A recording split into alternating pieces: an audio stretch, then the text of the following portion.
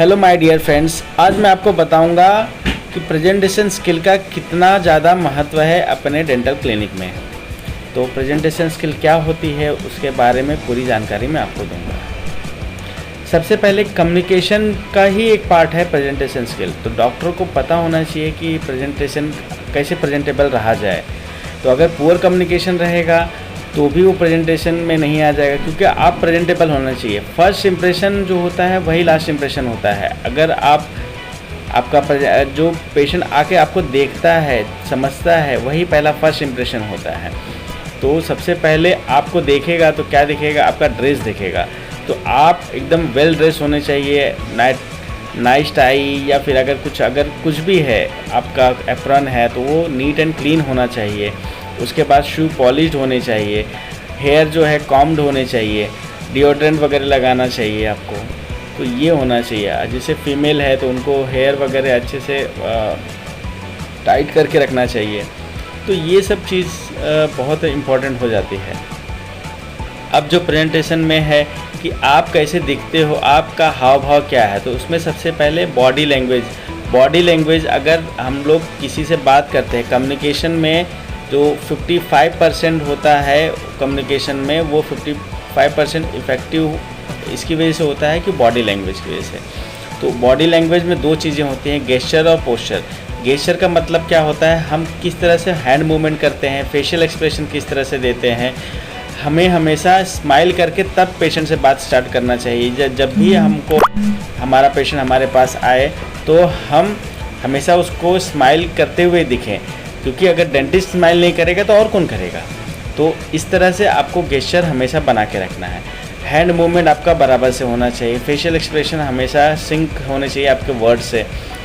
अगर आपको ये करना है कि आप जब बात करते हो तो उस समय आपको एकदम अथॉरिटी और बॉसी नहीं दिखना है। आपको पोस्चर एकदम मॉडरेट रखना है। उसके बाद आपको थोड़ा सा लीन होना है पेशेंट की तरफ, ताकि आपको ऐसा लगे कि अप्रोचेबल है, थोड़ा सा आगे की तरफ झुक के। जब भी आप पेशेंट से कंसल्ट करें तो आपके वर्ड्स, वॉइस और बॉडी लैंग्वेज एक साथ में सिंक होनी चाहिए।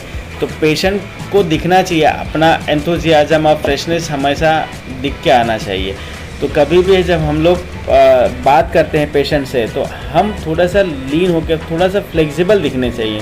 तो जो हमारा फेशियल एक्सप्रेशन है, हैंड मूवमेंट है, वो सब भी एक साथ में सिंक होना चाहिए। हमारा वॉइस है, हमारा जो पिच है, वो भी ऊपर नीचे होना चाहिए। जैसे कि उनको म्यूज़िक सुन रहे हों तो इस तरह से, क्योंकि वो म्यूज़िक जब सुनते हैं तो ध्यान लगा के सुनते हैं, इस तरह से हमारी बातें होनी चाहिए। और ज़्यादा बॉसी और डिफेंसिव, मतलब ये इस तरह से अपना पोज नहीं बनाना है। तो जब भी हम हो पेशेंट के सामने तो हमको फ्लेक्सिबल होना चाहिए, अप्रोचेबल होना चाहिए, ताकि हमारा मैसेज पेशेंट तक पहुंच सके। इसमें सबसे इम्पॉर्टेंट होता है 12:12:12 रूल। तो 12 जो होता है 12 फीट डिस्टेंस से हमको, जब पेशेंट देखता है, हमको देखता है, हमारे क्लिनिक को देखता है। तो दोनों इस तरह से होने चाहिए कि पेशेंट को फर्स्ट इम्प्रेशन बहुत अच्छा जाना चाहिए, क्योंकि फर्स्ट इम्प्रेशन ही लास्ट इम्प्रेशन होता है। क्योंकि हमको सेकंड चांस नहीं मिलता है कि हम फर्स्ट इम्प्रेशन बनाएं। सेकंड जब पेशेंट आता है हमारे पास, जब हमारे पास आ जाता है तो उसको 12 इंच डिस्टेंस पे हमको क्या दिखाई देता है, मतलब पेशेंट क्या हमारे बारे में सोचता है, क्या हमसे एक्सपेक्ट करता है। तो वो जो 12 इंच आने के बाद, जैसे हम नहा के नहीं आए तो बास मार रहे हैं, ये ऐसा चीज़ नहीं हो। हमको डीओ लगा के आना है, ठीक है। हम बहुत ज़्यादा स्ट्रॉन्ग डीओ भी नहीं लगाना है, सूदिंग वाला डीओ रहना चाहिए। उसके बाद बहुत तेल भी लगा के आए हैं जो उसको बास मार रहा है, तो ऐसा चीज़ नहीं होना चाहिए। तो 12 इंच के डिस्टेंस पे भी हमारा फर्स्ट इंप्रेशन बनना चाहिए।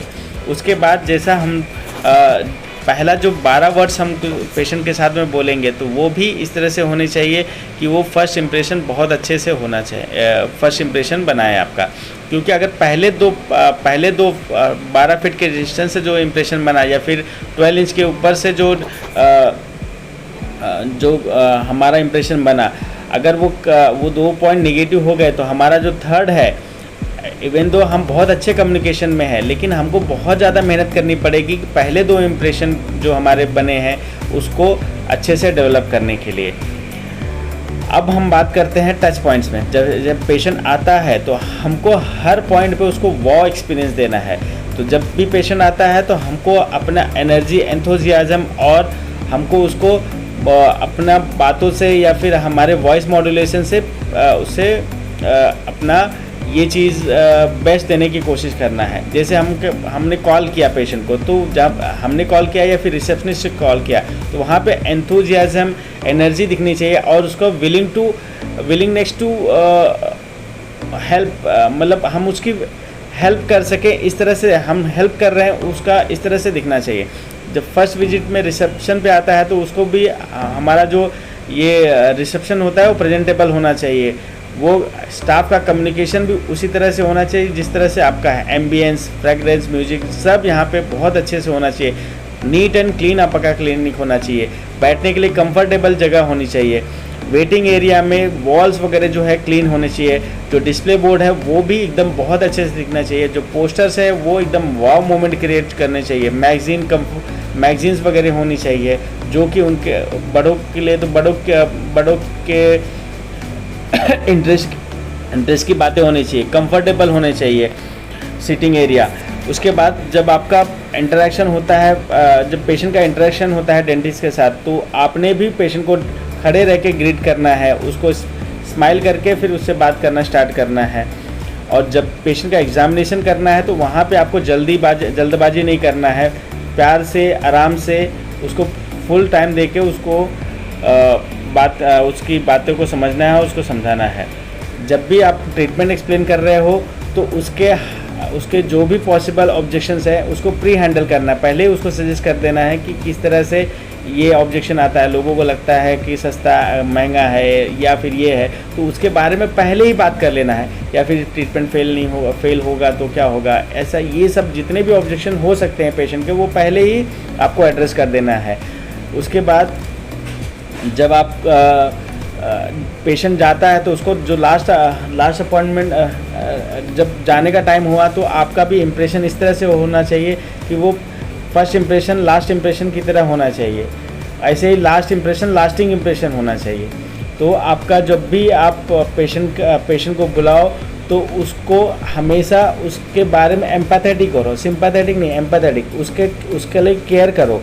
तो ये जो होता है तब जाके आपका पेशेंट आपको हमेशा के लिए याद रख पाता है। Thank you.